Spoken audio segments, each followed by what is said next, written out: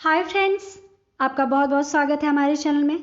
हमसे जुड़े रहने के लिए वीडियो को लाइक करें, सब्सक्राइब करें, शेयर करें and please don't forget to press bell icon. आज हम बात करने वाले हैं भारतीय साक्ष्य अधिनियम 1872 के धारा 8 की, जो इस अधिनियम के भाग 1 के अध्याय 2 के तथ्यों की सुसंगति के विषय में से है। धारा 8 हेतु तैयारी, पूर्व का या पश्चात का आचरण ऐसे फैक्ट हैं जिनको रिलेवेंट बनाती है, जिनकी हम 2 तथ्यों की चर्चा पहले कर चुके हैं पार्ट 1 में, हेतु और तैयारी की। आज हम बात करने वाले हैं आचरण की। लेकिन उससे पहले आपके लिए बहुत ही प्यारी लाइन, जब तक आप अपनी समस्याओं एवं कठिनाइयों की वजह दूसरों को मानते हैं, तब तक आप अपनी समस्याओं एवं कठिनाइयों को मिटा नहीं सकते। मतलब जो आपकी समस्याएं हैं वो केवल और केवल आपकी हैं और इन्हें आपको मानना पड़ेगा और इन समस्याओं को आपको खुद सॉल्व करना पड़ेगा।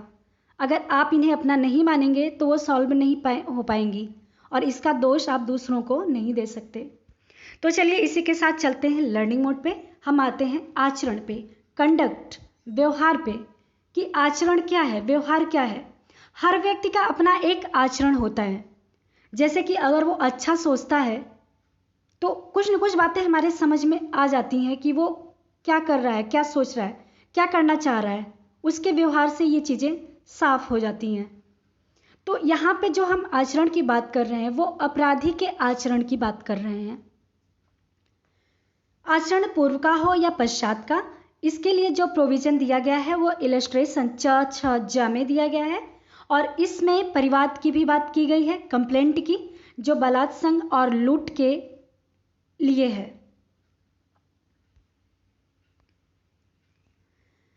तो सबसे पहले एक सवाल है कि आचरण क्या है, आचरण है क्या। आचरण शब्द का अर्थ ऐसे आचरण से है जो अपराध की परिस्थितियों में प्रत्यक्ष या अप्रत्यक्ष रूप से प्रभावित हो। मतलब परिस्थितियां किसकी हैं, अपराध की, और इन परिस्थितियों में वो डायरेक्ट या इनडायरेक्ट रूप से वो प्रभावित हो। जब हम इस सेक्शन को पढ़ते हैं तो देखते हैं कि कई व्यक्तियों का आचरण सुसंगत होता है, रिलेवेंट होता है। उनमें से ये व्यक्ति हैं वाद के पक्षकार अर्थात वादी और प्रतिवादी, पार्टी ऑफ द सूट, पक्षकार का अभिकर्ता, एजेंट ऑफ द पार्टी, अभियुक्त, अक्यूज्ड, जिसके विरुद्ध अपराध का विचारण हो रहा है, ट्रायल में है, जिसके विरुद्ध अपराध किया गया है, एग्रीव्ड पर्सन और विक्टिम। ये ऐसे व्यक्ति हैं जिनके कंडक्ट रिलेवेंट हैं। फिर देखते हैं कि आचरण कैसा होना चाहिए। ऐसे आचरण होते हैं, आचरण तो कई प्रकार के होते हैं, लेकिन कुछ ऐसे आचरण हैं जिनको हम रिलेवेंट मानते हैं। जैसे आचरण जो तथ्यों से प्रभावित या तथ्यों को प्रभावित करता हो। मतलब कंडक्ट ऐसा हो जो खुद फैक्ट के इन्फ्लुएंस में हो या खुद फैक्ट उससे प्रभावित हो। दूसरा है चाहे पूर्व का हो या पश्चात का हो। आचरण ऐसा होना चाहिए चाहे अपराध करने के पहले का हो या अपराध करने के बाद का हो। बहुत ही इंटरेस्टिंग केस है। इसमें 3 न्यायाधीशों के बहुमत से निर्णय दिया गया था। इसमें एक 15-20 साल की लड़की रहती है, उसका गला धारदार हथियार से रेत दिया गया था, काट दिया गया था, जिसके कारण वह बोलने में असमर्थ थी, वह बोल नहीं पा रही थी। तो जब पुलिस उसके सामने आती है और कई लोगों का नाम लेती है, व्यक्तियों का, तो जैसे ही अब्दुल्ला का नाम आता है वो हाथ हिलाकर इशारा करती है। तो उसके हाथ हिलाने के इशारे को यहाँ पे सुप्रीम कोर्ट ने कंडक्ट नहीं माना, बल्कि सेक्शन 32(1) के तहत उसको डाइंग डिक्लेरेशन माना। आचरण में हम एक बात और समझ सकते हैं, जैसे कि कोई व्यक्ति है आपके सामने खड़ा है, अपराधी है, और जैसे ही आप कहते हैं कि जिस व्यक्ति ने अपराध किया है उसको पकड़ने के लिए पुलिस आ रही है, तो क्या वो होगा, वो भाग जाएगा, वहाँ से फरार हो जाएगा। तो उसका ये भाग जाना ही आचरण कहलाता है। यही भाग जाना कंडक्ट है।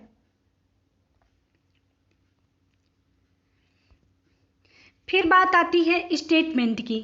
जब आप इसका एक्सप्लेनेशन 1 पढ़ते हैं तो उसमें एक वर्ड आया है स्टेटमेंट। कथन। कथन मीन्स जो हम कहते हैं, जो हम बोलते हैं। तो क्या जो हमारा कथन है, हमारा बोला गया वर्ड है, क्या वो कंडक्ट में इंक्लूड है? तो इसको पढ़ने से ये बातें साफ होती हैं। एक सामान्य सा नियम निकल कर आता है साक्ष्य अधिनियम का कि कंडक्ट के अंतर्गत कथन नहीं आते। लेकिन जैसे हम इस एक्सप्लेनेशन में आगे बढ़ते हैं तो इसका एक्सेप्शन निकल के आता है। पहला एक्सेप्शन है, स्पष्टीकरण 1 में ही यह कहा गया है कि जब तक कि यह कथन उन कथनों से भिन्न कार्यों के साथ साथ और उन्हें स्पष्ट करने वाले न हो। मतलब जो कथन है, जो हमारा स्टेटमेंट है, वो जो अपराध हो रहा है उसी के साथ साथ होना चाहिए, उससे भिन्न नहीं होना चाहिए, उससे अलग नहीं होना चाहिए। अगर उस अपराध से अलग हो जाता है कोई स्टेटमेंट तो वो रिलेवेंट नहीं होता है। लेकिन हाँ, अगर वही स्टेटमेंट अपराध के साथ साथ ही बोला जाता है, कहा जाता है, तो ऐसा कंडक्ट, ऐसा स्टेटमेंट रिलेवेंट हो जाता है और वो कंडक्ट में इंक्लूड होता है। दूसरा अपवाद है, जब किसी व्यक्ति का आचरण सुसंगत है तब उससे या उसकी उपस्थिति और श्रवण गोचरता में किया गया कोई भी कथन जो आचरण पर प्रभाव डालता है सुसंगत है। मतलब जब किसी व्यक्ति का आचरण सुसंगत है, मान लीजिए कोई अपराधी व्यक्ति है, जब उसका कंडक्ट रिलेवेंट होता है तो उसकी प्रेजेंस में और उसकी हियरिंग में जो बातें कही जाती हैं, बोली जाती हैं, चाहे वो उसके द्वारा हो या किसी अन्य व्यक्ति के द्वारा हो, तो ऐसा स्टेटमेंट भी रिलेवेंट होता है। इसको एक उदाहरण से समझते हैं। जैसे 2 व्यक्ति हैं, एक व्यक्ति उनमें से एक से ऋण लेता है और अब वह किसी तीसरे व्यक्ति से ऋण लेना चाहता है और पहले व्यक्ति का ऋण उसने चुकता नहीं किया है, चुकाया नहीं है। तो इतने में आके एक और चौथा व्यक्ति कहता है कि भाई इसको ऋण मत दो, ये ऋण ले लेता है तो फिर इसको वापस करने का नाम नहीं लेता है, ये व्यक्ति विश्वास करने लायक नहीं है। और वो व्यक्ति जो ऋण लिया रहता है इतना सुनते ही सुनता है चुपचाप और कुछ बोलता नहीं है, वहाँ से चला जाता है। तो जैसे ही वह जाता है उसका कंडक्ट हो गया, वो आचरण हो गया कि मतलब किसी के सामने इतनी बड़ी बात कहती जाए कि वो विश्वास करने लायक नहीं है और वह चला जाता है, तो इसका मतलब है कि वो सही बातें हैं, तब वो चला गया, तो उसका ये कंडक्ट हुआ, चले जाना। लेकिन ये सारा जो स्टेटमेंट कहा जा रहा है उस व्यक्ति द्वारा, ये उसकी प्रेजेंस में कहा जा रहा है, उसकी उपस्थिति में कहा जा रहा है और उसको सुनाते हुए उसकी हियरिंग में कहा जा रहा है। केवल ऐसे आचरण को ही तात्विक माना जा सकता है जो निर्दोषिता की उपधारणा को समाप्त कर सकता है। उपधारणा जिसे मैं पहली वीडियो में ही पढ़ा चुकी हूँ कि उपधारणा क्या है। तो न्यायालय जो यहाँ पे उपधारणा करती है किसी व्यक्ति के बारे में निर्दोष है, तो इस निर्दोष होने की उपधारणा को ऐसा कंडक्ट क्या करता है, समाप्त करता है, गलत साबित करता है। फिर हम आइए देखते हैं इसके दृष्टांत जे और के में कंप्लेंट के बारे में बात कही गई है। तो सबसे पहले हम देखते हैं कि कंप्लेंट क्या है, क्या यह कंडक्ट के रूप में रिलेवेंट है। देखते हैं कि परिवाद की जो परिभाषा है साक्ष्य अधिनियम में कहीं भी नहीं दी गई है। इसकी परिभाषा दंड प्रक्रिया संहिता के सेक्शन 2D में कही गई है, लेकिन जो वहाँ परिभाषा दी गई है उसका साक्ष्य अधिनियम की परिभाषा से कोई मतलब नहीं है। यहाँ पे परिवाद का मतलब होता है शिकायती कथन, मतलब ऐसा स्टेटमेंट जिसमें शिकायत हो, शिकायत की गई हो एक ऐसे व्यक्ति से जिससे सहायता की उम्मीद हो, जिससे हम ये सोच सके कि हाँ वो व्यक्ति मेरी हेल्प करेगा। ऐसे व्यक्ति से जब हम कोई शिकायत कथन करते हैं, शिकायत भरा हुआ कथन करते हैं, तो वह कंप्लेंट या परिवाद कहलाता है। यह किसी भी व्यक्ति से किया जा सकता है, थाना हो या कोई भी व्यक्ति हो। मतलब ऐसा नहीं है कि ये किसी स्पेशल पर्सन या स्पेशल कोई इंस्टीट्यूशन हो, केवल वहीं कहा जा सकता है। हाँ, बल्कि इसकी एक ही शर्त ये है कि ऐसी जगह ही किया जाना चाहिए जहाँ पे हमें ये लगे कि हमें सहायता मिल सकती है वहाँ से। जैसे कोई पुलिस स्टेशन हो सकता है, कोई पर्सन हो सकता है।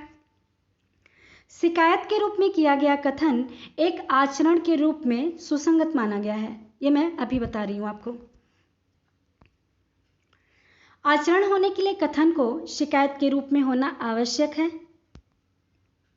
अगर कोई व्यक्ति किसी व्यक्ति से शिकायत के आशय के बिना कोई कथन करता है तो ऐसा कथन धारा 8 के तहत आचरण के रूप में सुसंगत नहीं है। तो यहाँ पे एक सवाल है, जब वो धारा 8 के रूप में सुसंगत नहीं है तो क्या कोई व्यक्ति किसी से कुछ कहता है तो क्या कहीं पे वो रिलेवेंट होगा? तो आइए चलते हैं, इसको आगे देखते हैं। बिना शिकायत के किया गया कथन धारा 32(1) के अधीन या धारा 157 के अधीन रिलेवेंट होगा। मतलब धारा जो 32 का खंड 1 है उसमें डाइंग डिक्लेरेशन मृत्युकालीन कथन की बात की गई है और 157 में संपोषक साक्ष्य के बारे में बात की गई है। तो फिर ये जो ऐसे स्टेटमेंट है फिर वहाँ पे रिलेवेंट होंगे। परिवाद को सुसंगत तथ्य माना गया है लेकिन सबूत नहीं माना गया है। रिलेवेंट फैक्ट माना गया है लेकिन इसको प्रूफ नहीं माना गया है। इसके बारे में बहुत ही इंपॉर्टेंट केस है, उसको नोट कर लीजिएगा। आर बनाम लिलीमैन 1886 का केस है।